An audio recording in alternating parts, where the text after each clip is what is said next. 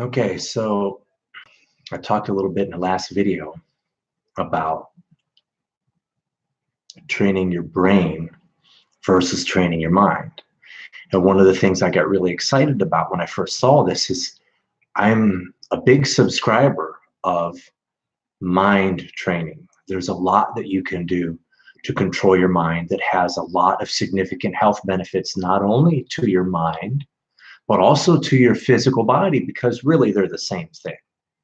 I know in America, American medicine likes to differentiate physical ailments from mental ailments, but in reality, you know what I mean? It's all part of the same uh, uh, entity, if you will. Your brain and your body aren't separate organisms. They're all part of the same organism functioning as a unit at the same time. Anyway, I was really excited to come across the concept of brain training because I had done extensive training of the mind. I'd done lots of breathing exercises, lots of meditation type work. I've done cold therapy, all those um, from the standpoint of training the mind. And I had done a lot of physical training in conjunction with that, from uh, deep cleanses, long-term fasts, restriction diets, everything to try to get this organism, this vessel, if you will, cooperating and functioning as it's supposed to. I was so excited when I came across brain training because when I saw the concept of neuroplasticity and I knew that those patterns could be changed, I was like, okay, what does that look like? So a lot of the techniques were like how to change your mind.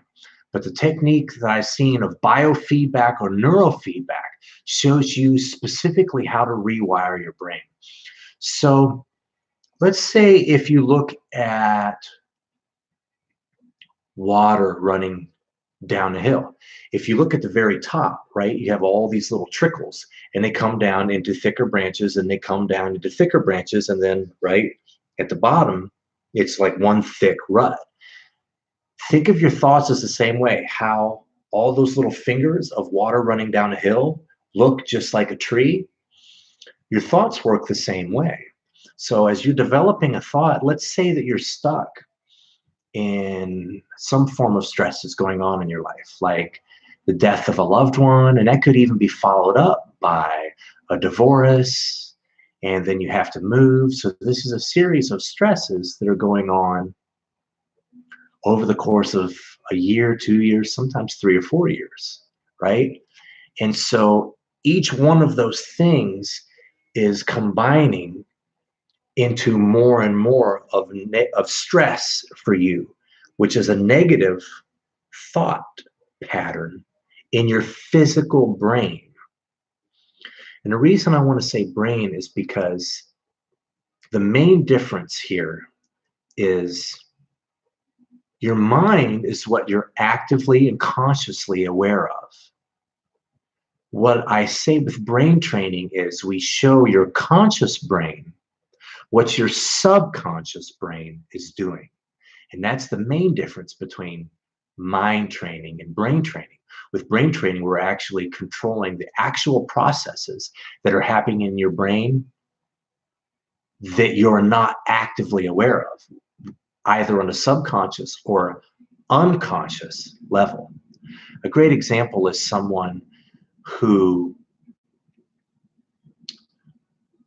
has experienced trauma in the form of medication like chemotherapy. This person's going regularly to receive the chemo treatments, and it's a long, let's say it's a long drive. Well, in an hour drive, she's taking in things. You know, there's trees going by, there's signs, there's drivers, right? Well, your brain's processing all that information, even though you're not consciously aware of all that.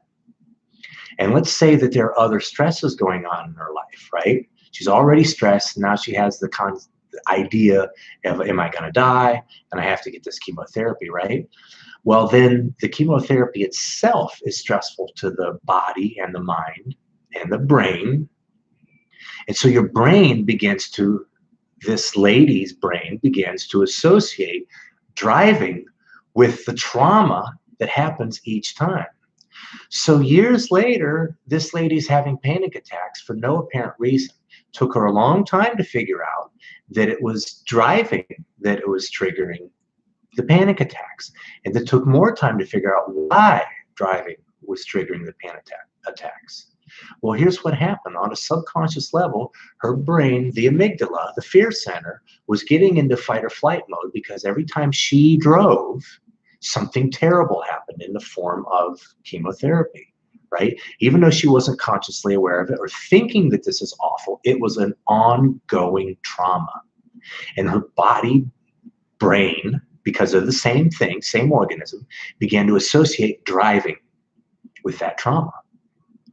Right? So now, remember all those fingers I talked about? You know what? This video is getting kind of long. I want to talk about that in the next video, how all little different thoughts can lead to a continuing negative pattern. But I just wanted to say in this video, the main difference between brain training and mind training, the difference being mind is what you're consciously aware of and actively thinking about, whereas the brain, and we'll talk more about how you train that in the future, is what's happening on a subconscious or unconscious level. Thanks for spending your time with me. I look forward to talking to you soon.